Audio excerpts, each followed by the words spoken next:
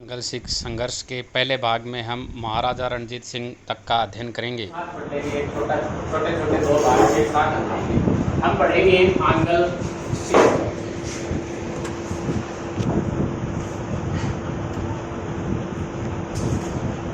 ठीक है, आंगल सिख संघर्ष की बात हम करेंगे। इससे पहले हम देख लेते हैं सिख क्या। अंग्रेजों को हम जानते हैं कि कैसे कहाँ से कैसे आए थे। तो इनमें जो सबसे पहला व्यक्ति है वो कौन है? गुरु नानक, है ना। 1469 में तलवंडी पाकिस्तान में इनका जन्म हुआ था। उसके बाद में गुरु परंपरा में ही अपने एक शिष्य को, जिनका लैना नाम था, उसे अपना अगला उत्तराधिकारी मानते हैं। फिर इससे आगे हम चलते हैं तो कौन आते हैं? अमरदास आते हैं, फिर आते हैं रामदास, फिर आते हैं, फिर कौन आएंगे? कौन आएंगे?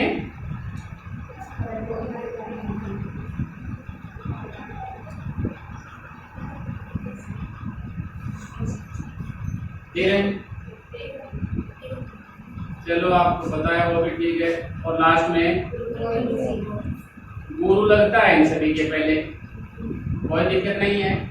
अब ये तो देखो मुख्य व्यक्ति है, सिख संप्रदाय के सबसे मुख्य व्यक्ति यही है। अब छोटे छोटे हम देख लेते हैं कि कौन, किसी का कोई थोड़ा बहुत योगदान है क्या सिख संप्रदाय के लिए। तो ये गुरुमुख लिपि की शुरुआत करते हैं। गुरुमुख लिपि जो आप जानते हैं, पंजाबी की जो लिपि है, कौन शुरू करते हैं? और लंगर प्रथा भी करते हैं शुरू। लंगर जानते हो ना? अमरदास अकबर के समय थे, अकबर के समकालीन है ये सभी। ये 22 गद्दियों की स्थापना करते हैं, अकबर से पूर्व है ये। 22 यानी धार्मिक प्रचार के लिए 22 गद्दियों की स्थापना कौन करते हैं? रामदास हैं। वो अकबर से जमीन लेते हैं और वहां पर रामसर बसाते हैं, और रामसर ही आगे क्या हो जाता है? फिर अमृतसर हो जाता है। और इस अमृतसर में स्वर्ण मंदिर का निर्माण कौन करते हैं? और ये जो किताब है, आदि ग्रंथ इनका जो है, इसका संकलन भी ये यहीं से शुरू करते हैं, गुरु ग्रंथ साहिब का। हरगोविंद की बात करें हम, ये क्या करते हैं? अकाल तख्त की स्थापना करते हैं। और जो अब तक ये जो भी थे, ये युद्धों में भाग नहीं लिया है इन्होंने, और ये सिख जाति को सैनिक जाति में बदल देते हैं। यानी अब हम युद्धों की तरफ भी जाएंगे। और ये छोटे छोटे हैं, यानी इसके बाद में अपने पोते को बनाते हैं। ये इसका पोता है, कोई खास इनका योगदान रहता नहीं है। और ये तेग बहादुर है, ये धर्म परिवर्तन का नाम आ जाता है, और औरंगजेब इनकी हत्या करवा देता है। और लास्ट वाले क्या शुरू कर देते हैं? खालसा। और गुरु जो पद है, जो व्यक्तिगत गुरु पद है, उसको ये खत्म कर देते हैं। ठीक है।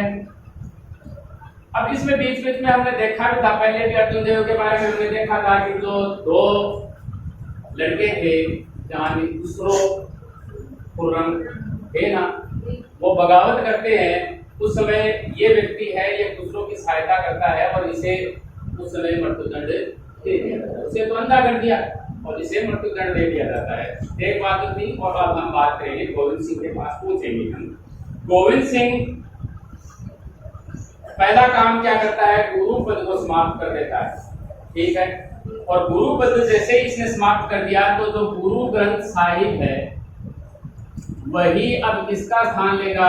गुरु का स्थान ले लेगा, गुरु ग्रंथ साहिब। और ये खालसा पंथ की शुरुआत है। मतलब अब से क्या होगा जी?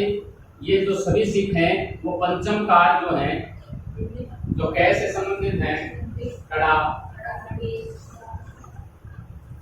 बताया, है ना। तो उनकी शुरुआत ये यहाँ से करते हैं। और ये कहते हैं कि जी औरंगजेब के जो उत्तराधिकारी थे, आजम और मुअज्जम, और उनके संघर्ष में ये मुअज्जम की सहायता करते हैं, और उसी संघर्ष में ये मारे जाते हैं, यानी घायल हो जाते हैं। उस समय मरे नहीं है ये, घायल हो जाते हैं 1707 में, और 1707 में इनकी मृत्यु हो जाती है। फिर एक इनका शिष्य होता है बंदा बहादुर, जिनका पहले नाम लक्ष्मण देव था। इनके जो शिष्य हैं, ये इनका शिष्य था, ठीक है, और इनके शिष्य इन्हें कहते थे सच्चा पातशाह।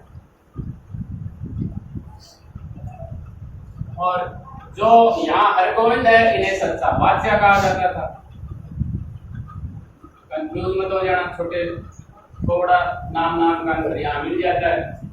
इन्हें सच्चा बादशाह कहते थे, और ये मुगलों के खिलाफ संघर्ष को जारी रखते हैं। लगभग इनका मुगलों के खिलाफ भी संघर्ष रहता है।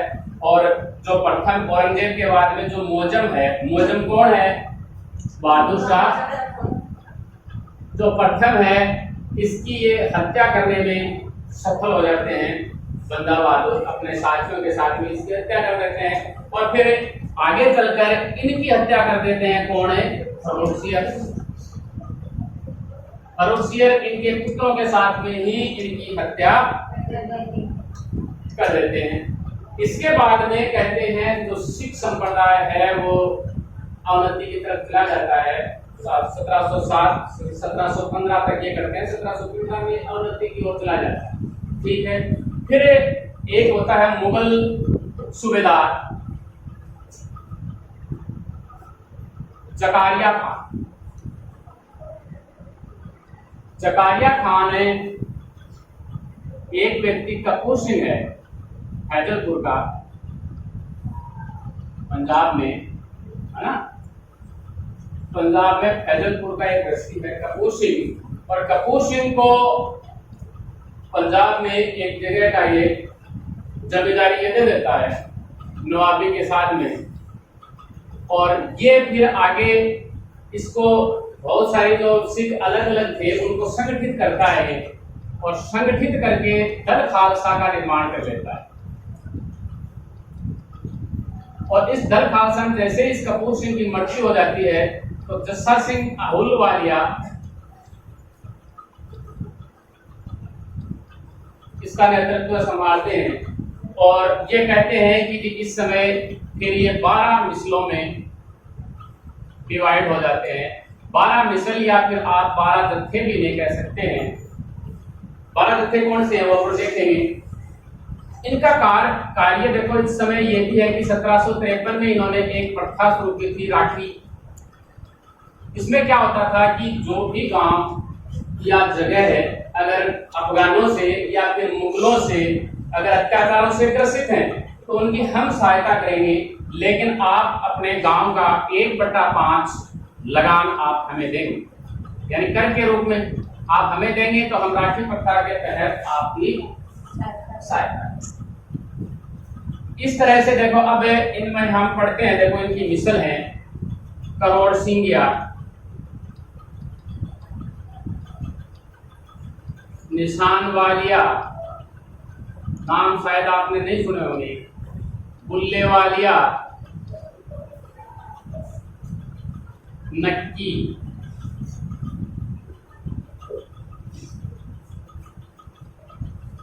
शहीदी, कन्हैया, भंगी, रामगढ़िया,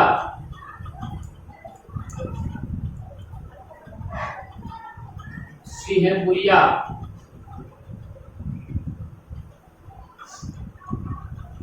फुलकिया, अहुलवालिया, और जो सबसे जिसका ध्यान अपने को रखना है, सुखचर। नीचे वाली ज्यादा इंपॉर्टेंट है, मैंने ऊपर लिखी है ये आप ध्यान रखें। करोड़ सिंगिया है, इसके संस्थापक थे पटेल, ठीक है। निशान वालिया है, इसके थे संगत सिंह। संस्थापकों की बात है, देखो आगे तो बहुत ज्यादा आ जाते हैं। बुल्ले वालिया है, इसके गुलाब सिंह, सिंह तो लगाना ही लगाना है सभी के, है ना। नक्की है, इसके थे हीरा सिंह, इसके दीप सिंह, कन्हैया के जय सिंह, भंगी के सच्चा सिंह, रामगढ़िया के जस्सा सिंह रामगढ़िया, सिंहपुरिया के कपूर सिंह, फुलगिया के संधू जाट चौधरी और अहुलवालिया के ये व्यक्ति वहां आया था, ये एक आया था ना जस्सा सिंह अहुलवालिया। और जो लास्ट है इसके हैं है ना। मुख्य आपको ध्यान जाना है, आपका देखो दो ही है मुख्य रूप से, शुक्र फिरकिया जिसके साथ मचरक सिंह करते हैं और अहुलवालिया यहाँ पे आ गया। ठीक है, इस प्रकार की 12 मिसलें थी। और मिसल जो है, मिसल का मतलब है एक समान, एक जैसी। मिसल का नाम लेते हैं ना कि कौन सी मिसल का है ना, एक समान। और ये कहते हैं कि अरबी भाषा का शब्द है ये, है ना, अर्थ ये है। और कनिंघम जो महोदय हैं उन्होंने कहा है कि ये अरबी भाषा का शब्द है। प्रत्येक जो मिसल है इसका एक नाम, अलग नाम है, आपको पता है। अलग ही इनका झंडा होता था, है ना, नाम अलग है, झंडा अलग है और इसका क्षेत्र भी अलग है, सब कुछ इनका अलग ही रहता था प्रत्येक मिसल। ठीक है, अब देखो ये इस समय तक जो सिंध वाले क्षेत्र हैं, जो कौन है, देखो अफगान जो थे पहले आए थे, अब्दाली के जो वंशज हैं, अब्दाली है या फिर अब्दाली के वंशज हैं, उनके अधीन ही हैं। ये आक्रमण करते अब्दाली वगैरह, कभी तो ये कर देते थे और कभी इनसे युद्ध करने के लिए तत्पर हो जाते थे, और इनका कोई खास योगदान इनका यहाँ तक है नहीं। लेकिन 1763-64 के अंदर ये एक फतेह, ये लिखा हुआ एक शुद्ध चांदी का सिक्का शुरू करते हैं। ठीक है, शुद्ध चांदी का सिक्का है और ये है कि ये पहली बार इनसे अपने आप को स्वतंत्र महसूस कर रहे हैं, ये चलाने का मतलब ये। ठीक है, फिर इसी मिसल में देखो आगे एक व्यक्ति होते हैं शुक्र चकिया में महासिंह। महासिंह के पुत्र कौन है जी? रणजीत सिंह। रणजीत सिंह की चर्चा करनी है, इतना तो देखो इसकी पृष्ठभूमि बड़ी है। इनका 1780 में जन्म होता है। जब ये 12 साल के हो जाते हैं 1792 में, तो इन्हें अपने पिता की विरासत मिल जाती है। अभी 1792 में इनके पिता की मृत्यु हो जाती है। इसके बाद में देखो क्या होता है कि एक बार जो अब्दाली है, अब्दाली का पुत्र है जननशाह, ये पंजाब वगैरह में कर लेने के लिए आया हो और कर नहीं देते हैं तो युद्ध के लिए तैयार होकर आता है। ये तो तैयार होकर आया था ये 1798 में, लेकिन जब ये युद्ध करके वापस जाता है तो इसकी तोपें चिनाब नदी में गिर जाती हैं और कहते हैं रणजीत सिंह इसके जाने के बाद में इसकी जो तोपें हैं वो वापस दे देता है इसे।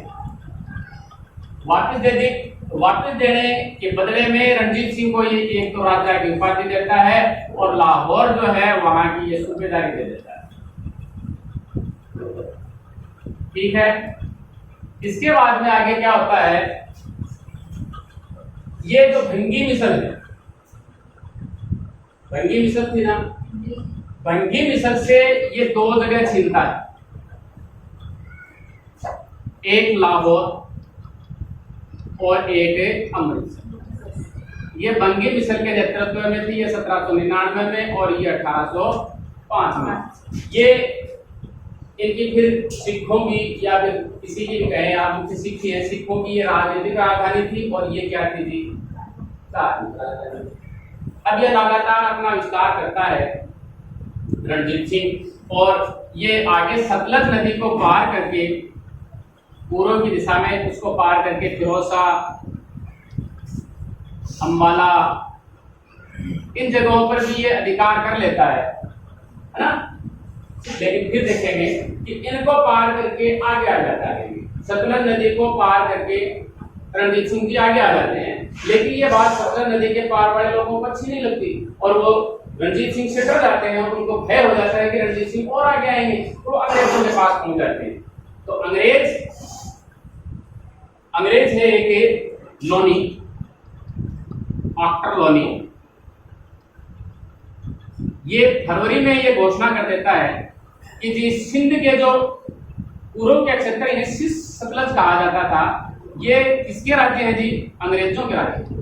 तो आप आगे ना आए। और फिर 1809 के अंदर, ठीक है, 1809 अप्रैल में इनके बीच में संधि होती है। इसमें अंग्रेजों और सिख रणजीत सिंह में, अंग्रेजों की तरफ से आए थे कौन? मेटकॉफ। आगे ये भारत के गवर्नर जनरल भी बनेंगे। और इस समय जो गवर्नर जनरल थे वो कौन थे? मिंटो, लॉर्ड मिंटो, ये भारत के गवर्नर जनरल थे। और मेटकॉफ इनकी तरफ से इनसे संधि, ठीक है। संधि में क्या था कि आप ये अपना जो अधिकार है आपने पूर्व में जो जीत लिए हैं उनको छोड़ना, ठीक है। पूर्व से आपको त्याग करना, इतना लिख देता हूं। आप इसके बदले में उत्तर पश्चिम में आप विस्तार कर सकते हैं। उत्तर पश्चिम एक साथ है, इसमें आप विस्तार कीजिए, हमें कोई आपत्ति नहीं है। दूसरा जो पॉइंट था इसमें ये कि अगर आपने संधि की किसी भी धारा को किसी ने भी तोड़ दिया तो संधि समाप्त समझी जाएगी। पहला कि आप सतलज नदी से पूर्व में ना आए, बल्कि आप उनके उत्तर पश्चिम में विस्तार कर सकते हैं। और किसी ने भी अगर संधि की किसी धारा का उल्लंघन किया तो उसमें संधि समाप्त हो जाएगी। और अगली चीज कि अब से हमारे बीच में मैत्री संबंध रहेंगे। ये तो वो सभी के साथ में करते थे, कोई दिक्कत वाली बात है नहीं। यहाँ पर जहां भी आपको जाना है सबसे पहले मैत्री संबंध तो दिखाना ही है ना। तो ये इस प्रकार से संधि इनके बीच में हो जाए। अब देखो इसने क्या किया, फिर देखो उत्तर पश्चिम में विस्तार। अब देखो ये इसके भय को दर्शाता है रणजीत सिंह के कि इस प्रकार की संधि इसने जीतने के बाद में भी इस प्रकार की संधि कर ली, मतलब ये डर गया है अंग्रेजों से। डरने के बाद में देखो क्या होता है कि ये 1809 के अंदर कांगड़ा पर विजय प्राप्त करता है, यानी उत्तर की तरफ आगे ऊपर कश्मीर की तरफ चला जाता है। 1818 में ये मुल्तान पर अधिकार कर लेता है। 1819 में ये कश्मीर पर कर लेता है। 1820 या 21 में ये लेह पर कर लेता है। 1823 में पेशावर, यानी लगातार अपना साम्राज्य बढ़ा। 1823 तक हम पहुंच गए। इस प्रकार से इनका लगातार विस्तार हो रहा है। इन्हीं के बारे में चर्चा करते हैं हम यहाँ पर। जो रणजीत सिंह हैं, आगे चलकर देखो कहते हैं कि जी जो इनकी फौज थी, एशिया में इसकी फौज है वो दूसरे स्थान पर थी।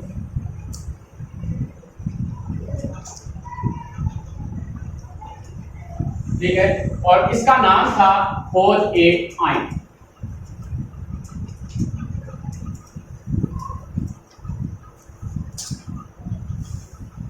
हंटर महोदय हैं, वो कहते हैं इस फौज के बारे में, ये कहते हैं कि जी स्थिरता एक नाम, दूसरा है धार्मिक जोश। इस मामले में ये जो एक व्यक्ति है ओलिवर के आयरन रॉड्स के समक्ष ही है, ये समकक्ष है, यानी इसके जैसी इसकी सेनाएं हैं। अगर इसने आदेश दे दिया तो वैसे उस समय पालना। ठीक है, ये कहे थे ये। और एक और है विक्टर चेपीमो,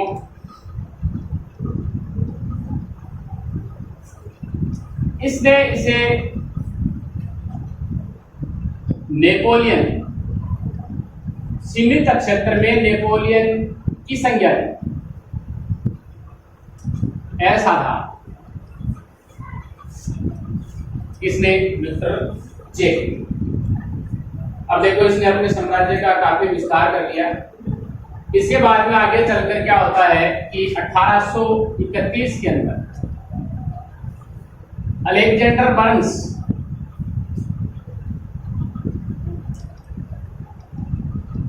सिंध का निरीक्षण करते हैं।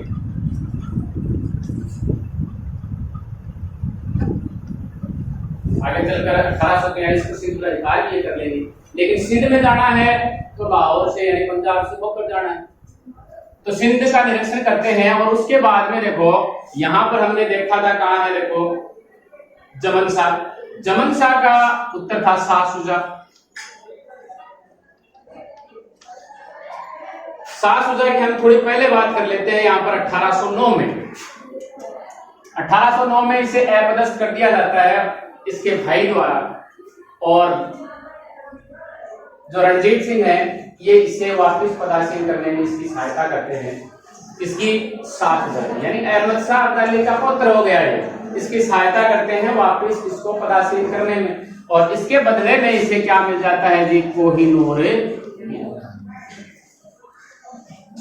जो किस प्रकार से देखो, नादिर शाह ले गया, वहां से अब्दाली के पास चला गया, अब्दाली से जमन शाह से शाह शुजा, फिर रणजीत सिंह से धीर सिंह से फिर अंग्रेजों के पास चला गया।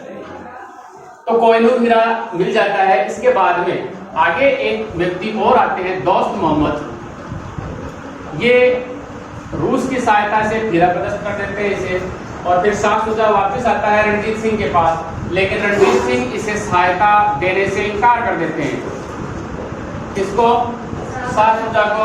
तो ये फिर आगे चला जाएगा अंग्रेजों के पास, और अंग्रेज इसको लेकर आएंगे किसके पास है, रणजीत सिंह के पास। अब रणजीत सिंह को बाध्य होकर मध्यस्थता करनी पड़ती है और एक त्रिपक्षीय गुट बन जाता है 1838 में, किनका, अंग्रेज प्लस शाह शुजा प्लस रणजीत सिंह। यानी इससे पहले कहते हैं कि इसने अंग्रेजों की सेना को सिंध की तरफ जाना है तो लाहौर से यानी पंजाब से गुजरने नहीं दिया, लेकिन इससे अब अंग्रेज हैं वो आराम से यहाँ से गुजर सकते थे, है ना। तो इस प्रकार से एक संगठन बन जाता है, और फिर 1839 में रणजीत सिंह की मृत्यु हो जाती है।